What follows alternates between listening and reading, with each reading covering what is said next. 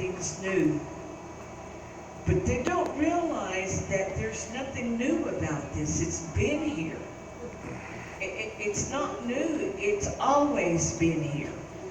And the Word of God shows that it's been here, because as you read in the Word of God, it shows that it's been here from the beginning of time.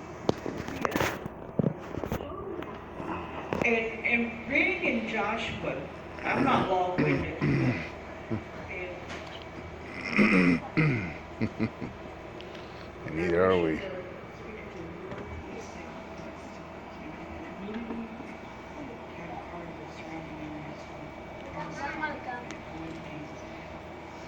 Joshua chapter 1. Now after the death of Moses, the servant of the Lord, it came to pass that the Lord spake unto Joshua, the son of Nun, Moses' minister, saying, Moses my servant is dead.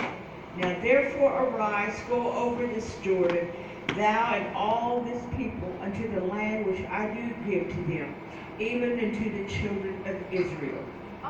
Every place that the sole of your feet shall tread upon, that I will give unto you, as I said unto Moses. And when I began to read these verses, we live in a time where they say that I'm from the old school.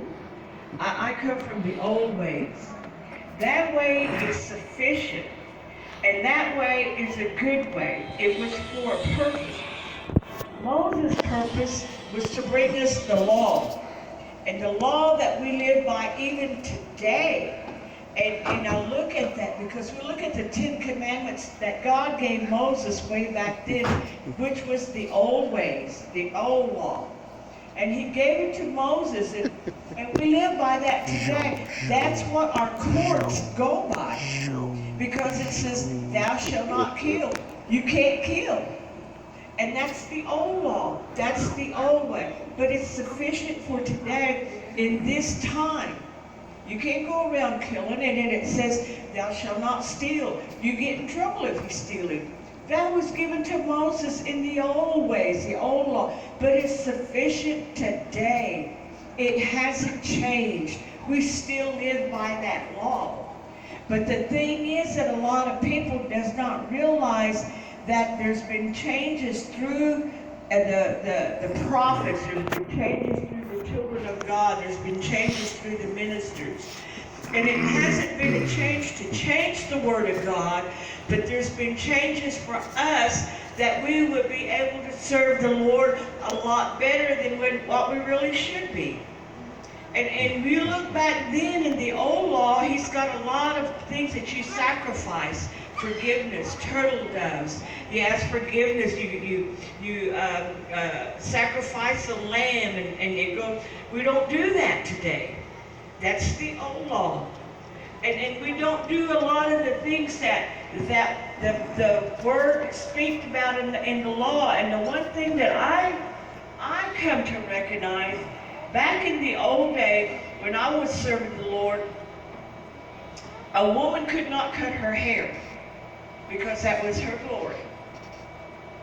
A man was not supposed to wear his hair long. And then it says a woman was not supposed to wear anything that pertains to a man. So we were forbidden to wear pants. We couldn't wear pants to church. We couldn't wear short sleeves. We couldn't wear makeup. Men couldn't have long hair.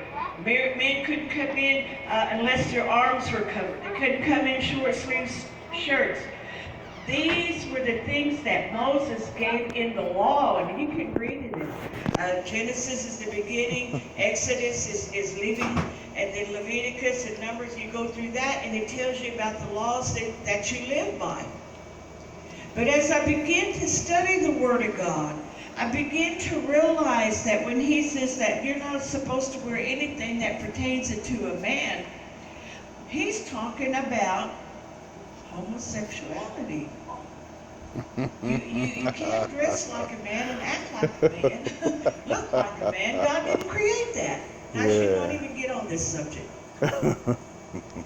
And These How about things that? that Interesting. all through the years